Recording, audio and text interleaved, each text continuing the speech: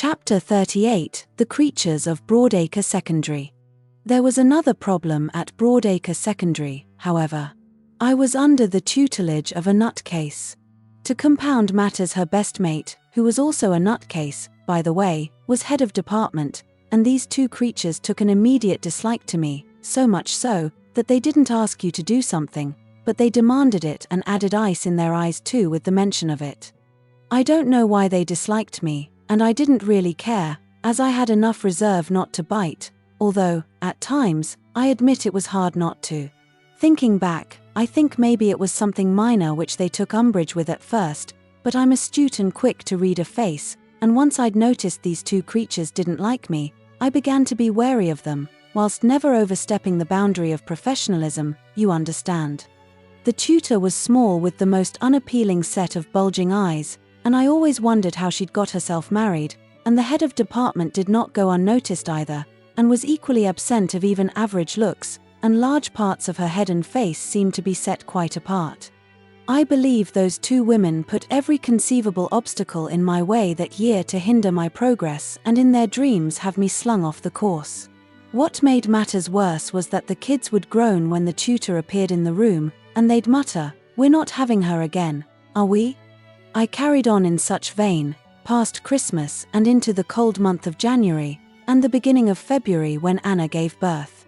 The link tutor, Samantha, a wonderful woman, rang up and told us 3 trainee teachers that we were not to attend that Wednesday morning for our tutorial, as she wouldn't be in because of flu, but for us to go in as normal in the afternoon to teach our classes. The other 2 girls were in science, and they, too, didn't show up until the afternoon to teach. The unfortunate part of this was that no one told the creatures from the English department this necessary piece of news, and this the creatures seized upon as a heinous act of absence on my part, and, more importantly, hadn't rung the school to say I wouldn't be there in the morning. They thought they had their bullet to finally get rid of me, and when I saw them outside the door at the start of my afternoon class in deepest conversation and looking towards me through the glass in the window, I knew something was afoot. The small, squat creature with the bulging eyes was elected to do the deed, and if I'd been in their shoes, I'd have chosen her myself, as she was definitely the most frightening and hideous of the 2 creatures. I was prepared.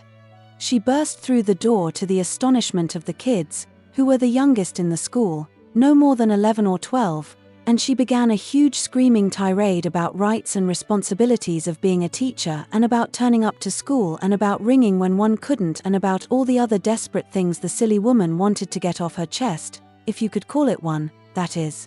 I let the woman have her day.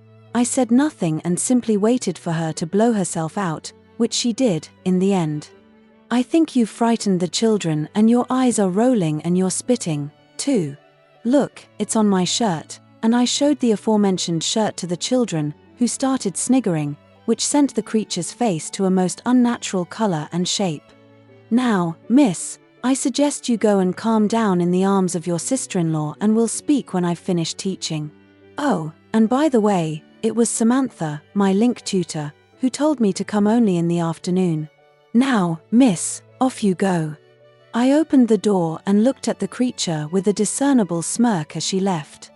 I informed Samantha, the link tutor, of the event, and she demanded I complain, but I wasn't bothered, as Anna was due to give birth within the week, and that was more important than any hideous creature and her best mate at Broadacre Secondary was.